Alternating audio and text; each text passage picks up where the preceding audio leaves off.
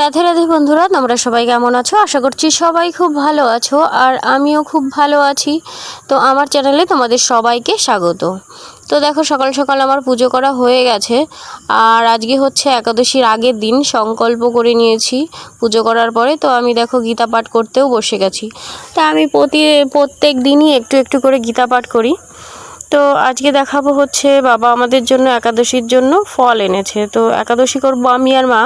তো সে কি ফল এনেছে বাবা, সেটাই আজকে তোমাদের সঙ্গে শেয়ার করব। তাহলে চলো পুজো করে নিই, তারপরে কথা হচ্ছে।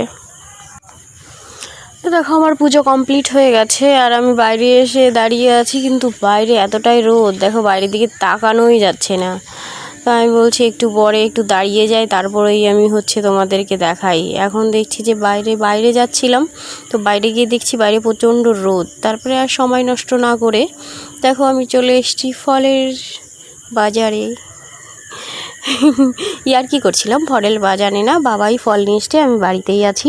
ঠিক আছে, এই যে কি ফল এনেছে সেটাই তোমাদেরকে দেখাচ্ছি। এই যে এনেছে আপেল এনেছে, তারপর এনেছে আঙুর, এনেছে একটা বেদানা এনেছে, আর এনেছে হচ্ছে কলা, তারপরে হচ্ছে শসা, মৌসম্বি লেবু আর তরমুজ। আর কি বলো তো, আমাদের এই ফল দিয়ে আমরা নিজেরাও সেবা করব, আর আমরা ওই ইসের দিন, তোমার একাদশীর দিন আমাদের বাড়িতে গীতা পাঠও দেব, শ্রীমদ্ ভগবদ্ গীতা।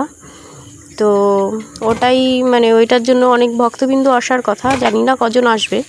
তো তাদের জন্য এত বেশি করে ফল এনেছে। তো তোমরা কারা কারা একাদশী করো আমাকে সবাই কমেন্ট করে জানিও।